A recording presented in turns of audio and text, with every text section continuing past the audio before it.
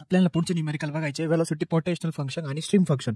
त्याच्यामध्ये हे जे साईन आहेत त्याच्यामध्ये आपण हे जे साईन आहेत याला फाय म्हणतात, याला साय म्हणतात, हे जेवढं लक्षात ठेवायचं. आता आपलं न्यूमेरिकल आहे पुढचं. पहिला प्रॉब्लेम आहे आपला, प्रॉब्लेम नंबर 1.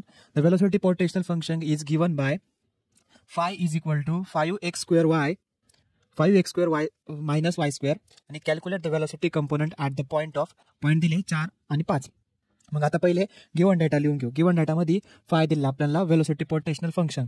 मग phi is equal to 5x² minus y² आणि वेलोसिटी कंपोनेंट दिले, वेलोसिटी कंपोनेंटचे पॉईंट दिले. मग x इज इक्वल टू 4 आणि y इज इक्वल टू 5. आता नेक्स्ट याच्यावरून आपल्याला याचे डेरिव्हेटिव्ह काढावं लागतील पहिले. कशासाठी तर आपल्याला फाइंड काय करायला लावले, calculate the velocity component at the point. Velocity component find करायसाठी आपल्याला त्यांचे डेरिव्हेटिव्ह फाइंड करावं लागेल. मग स्टेप 1 म्हणजे वेलोसिटी पोटेन्शियल फंक्शनचे आपण पहिले डेरिव्हेटिव्ह फाइंड करून घेऊ विथ रिस्पेक्ट टू त्यांच्या 2 डायरेक्शन दिले, एक्स आणि वाय.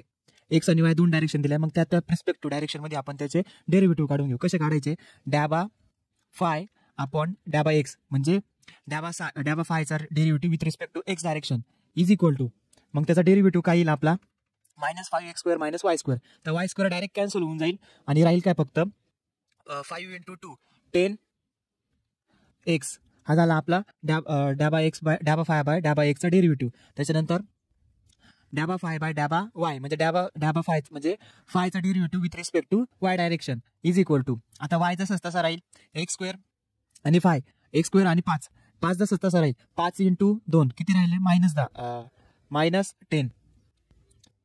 आहे ना वाय, त्याच्यामुळे -10 आणि वाय जसं तसा एक्स झाला कॅन्सल. हे झाले आपले डेरिव्हेटिव्ह. आता काय करायचे आपल्याला, आता याच्यामध्ये एक ट्विस्ट आहे. ते ट्विस्ट असं आहे का थोडी एकदा आदला बदली करायची. त्याच्यामागचं लॉजिक असं आहे, रिलेशन बिटवीन स्ट्रीम फंक्शन आणि वेलोसिटी पोटेन्शियल फंक्शनच्या लॉजिकमुळे आपल्याला याच्यामध्ये थोडी हेराफेरी करायची. हे बाय डॅबा फाय अपॉन डॅबा एक्स आहे तो डॅबा साय अपॉन डॅबा वाय म्हणजे डॅबा फाय अपॉन डॅबा एक्सला डॅबा साय अपॉन डॅबा वाय म्हणायचं आणि डॅबा फाय अपॉन डॅबा वायला डॅबा साय अपॉन डॅबा एक्स म्हणायचं.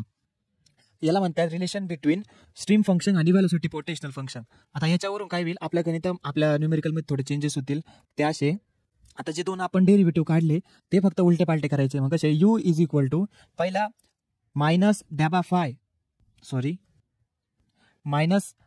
फाय अपॉन डॅबा एक्स इज इक्वल टू, इथं काय होता प्लस होता, आता काय होईल फक्त मायनस, आणि y is equal to minus डॅबा फाय अपॉन डॅबा वाय. आता कॅल्क्युलेशन केलं, आधी तो मायनस होता, minus plus is equal to आता प्लस 10y. हे झालं आपलं, याला म्हणायचं रिलेशन बिटवीन स्ट्रीम फंक्शन आणि वेलोसिटी पोटेन्शियल फंक्शन. आता याच्यावरून आपल्याला वेलोसिटी कंपोनेंट काढायची. आता आपलं फायनल आन्सर कडे जाऊ आपण. The velocity component at the point दिला आपल्याला x इज इक्वल टू 4 आणि y इज इक्वल टू 5. मग x is equal to 4 and y is equal to 5. मग u चे कंपोनेंट काढू, u डायरेक्शनचे. v इज इक्वल टू आता किती तिथं -u is equal to -10x. मग त्याच्यामध्ये -10 मल्टिप्लाय बाय x ची व्हॅल्यू 4. मग -10 × 4 किती झालं -40 युनिट. हे झालं आपलं आन्सर. आता v चे कंपोनेंट v चे कंपोनेंट इथं v आहे. आता v चे कंपोनेंट कसे, मायनस नाही आता प्लस आहे. 10y इज इक्वल टू 10 ची व्हॅल्यू किती आहे 10 आणि y ची व्हॅल्यू किती आहे 5 इज इक्वल टू 10 × 5 किती झाले 10 × 5 किती झाले 50 युनिट. हे झालं आपला आन्सर वेलोसिटी कंपोनेंटचा. आन्सर.